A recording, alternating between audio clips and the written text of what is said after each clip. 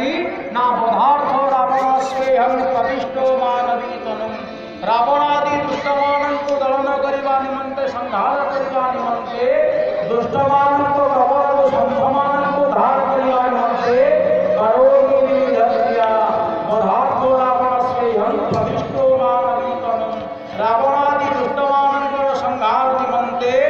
प्रभु सज्जन राम रूप अवतीर्ण हेले गीतार से वाणी अनुसार परित्राणाय साधूनां विनाशाय दुष्कृतां धर्म संस्थापनार्थाय संभवामि जुगे जुगे केवल दुष्टमान को दलन करती दुष्टमान को शास्ति दिखती तेरे प्रभु कौन करती ना दुष्टमान को निधन करने सहित संसार में धर्म को पुनर्बार ता जगह संस्थापन करी प्रभु निजर जगह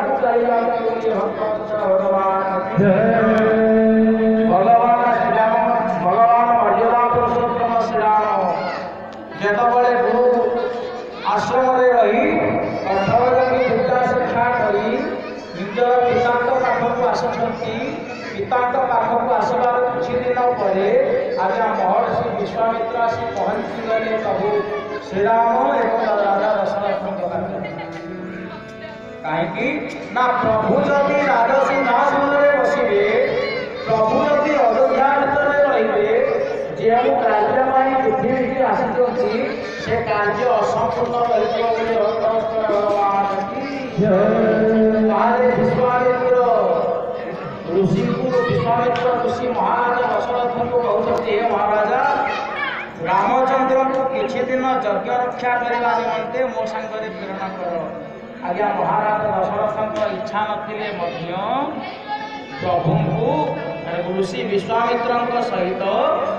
महाराज दशरथ नवाई आदेश देले आज्ञा रास्ता गले रास्ता जीवा बाटे जाऊा रास्ता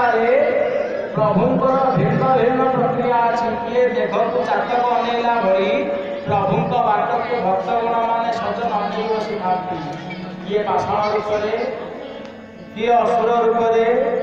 किए तरुलता वृक्ष रूप से समस्ते प्रभुंर पदपत्र को स्पर्श करने निमंते